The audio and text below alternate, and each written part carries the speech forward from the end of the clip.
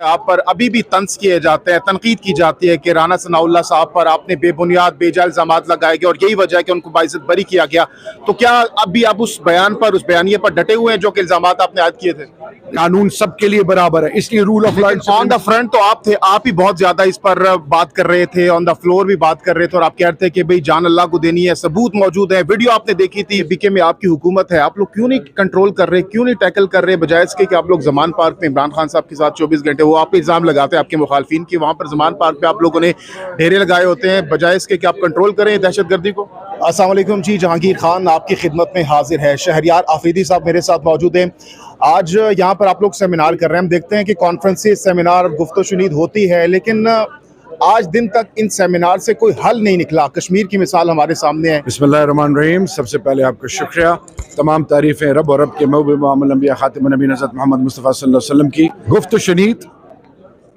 ये बग़ैर लोगों को रीच आउट करने के, तमाम उन मसाइल को उजागर करने के जिनका सामना इंसानों को या किसी कौम को है, उसके हवाले से इंसान मिल बैठ के अपने मसाइल का हल ढूंढते हैं और मुख्तलिफ तरीके इस्तेमाल करते हैं जिनसे वो अपना मकसद हासिल कर सकें। जहाँ तक कश्मीर की बात की, UNGA के प्लेटफॉर्म से लेकर हर प्लेटफॉर्म तक, फिर permanent member of security council में कितने सालों बाद, कितनी दिहाइयों बाद 3 दफा सिक्योरिटी काउंसिल में किसी ने वीटो नहीं किया। फिर ग्लोबल परसेप्शन जिस तरह बदली, फिर आपने देखा वो अखबारात, वो जरायद जिन्होंने कभी किसी ने सोचा भी नहीं था, उसने हिंदुस्तान को किस और उस लीडर को किस तरह पेश किया। दुनिया में कश्मीर के हवाले से ग्लोबल परसेप्शन बन गई और डिप्लोमेटिक फ्रंट पे हिंदुस्तान को मुंह की खानी पड़ी। अब बात आती है टेररिज्म पे। पाकिस्तान ने लाजवाल कुर्बानियां दी, ऐसी कुर्बानियां जिसकी मिसाल ये 80,000 तादाद से कहीं ज्यादा हैं। शायद ही कोई मस्जिद, मदरसा, इमाम बारगाह, खानका, स्कूल, कॉलेज, यूनिवर्सिटी, बाजार, पाकिस्तान का हर घर और बिलखसूस खैबर पख्तूनख्वा और बलूचिस्तान, क्या क्या कुछ हमने नहीं सहा। अच्छा, शहरियार आफरीदी साहब, खता कलामी के लिए माजरत, ये बताइएगा, आपके मुखालिफिन कहते हैं कि बीके में आपकी हुकूमत है, आप लोग क्यों नहीं कंट्रोल कर रहे, क्यों नहीं टैकल कर रहे, बजाय इसके कि आप लोग जमान पार्क में इमरान खान साहब के साथ 24 घंटे, वो आप पे इल्ज़ाम लगाते हैं आपके मुखालिफिन की, वहाँ पर जमान पार्क पे आप लोगों ने ढेरे लगाए होते हैं, बजाय इसके कि आप कंट्रोल करें दहशतगर्दी को। खान साहब चाहे जमान पार्क में हो, चाहे वो कराची में हो, चाहे वो किसी शहर में हो, उनको हक है और वो तनकीद कर सकते हैं, लेकिन मेरा हक कोई मुझसे छीन नहीं सकता। खैबर पख्तूनख्वा हुकूमत पाकिस्तान की एक इकाई है। बॉर्डर कंट्रोल तमाम पाकिस्तान के तमाम सिक्योरिटी के हवाले से लॉ इन्फोर्सिंग एजेंसीज, अफवाज पाकिस्तान, पाकिस्तान के तमाम रियासती इदारे, इंटेलिजेंस एजेंसीज मिलकर नेशनल सिक्योरिटी के हवाले से की डिसीजन मेकिंग करती है। 2611 किलोमीटर का बॉर्डर अफगानिस्तान के साथ, इससे पाकिस्तान बिलखसूस खैबर पख्तूनख्वा, फॉर्मर फाटा और बलूचिस्तान ने जो सफर किया और पूरे पाकिस्तान ने, उसकी मिसाल नहीं मिलती।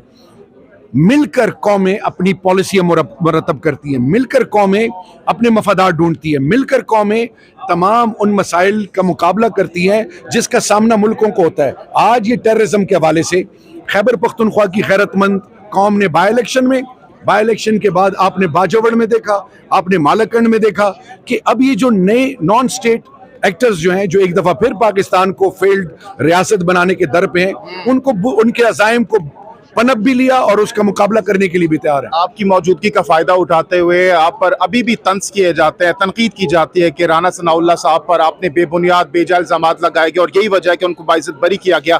तो क्या अभी आप उस बयान पर, उस बयानिए पर डटे हुए हैं जो कि इल्जामात आपने आयद किए थे?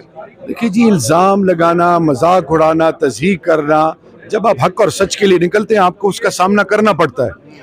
आज मैं एक दफा फिर आपके थ्रू, छोड़ें कि क्या हुआ क्या नहीं हुआ, मुझे बताएं, anti narcotics force headed by a major general, उनके ब्रिगेडियर्स RD को हेड करते, रीजनल डायरेक्टोरेट्स को अरेस्ट किसने किया? तमाम वो लोग जो उसका हिस्सा थे, वो तमाम लीगल टीम, सबको chief justice of the supreme court क्यों नहीं बुलाते कैबिनेट में? क्या वो तमाम चीजों पे DG ने बात नहीं की, प्रेस कॉन्फ्रेंस में बात नहीं की? क्या ये पर्चा मैंने काटा था?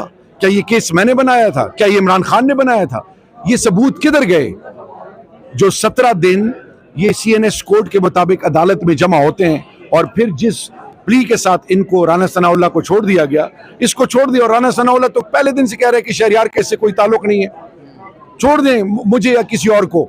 पाकिस्तानी कौम को एक मैसेज देना है कि अमीर और गरीब में कोई फर्क नहीं है, कानून सबके लिए बराबर है, इसलिए rule of law. On the front तो आप थे, आप ही बहुत ज्यादा इस पर बात कर रहे थे, ऑन द फ्लोर भी बात कर रहे थे और आप कह रहे थे कि भाई जान अल्लाह को देनी है, सबूत मौजूद है, वीडियो आपने देखी थी, वो वीडियोस आज तक नहीं सामने आ सकी। मेरी और जो प्रेस कॉन्फ्रेंस हुई थी, ठीक है, मेरी और जो प्रेस कॉन्फ्रेंस DGNF की हुई थी उसमें तमाम चीजें क्लियर थी। ठीक है जी, ठीक है, बहुत बहुत शुक्रिया।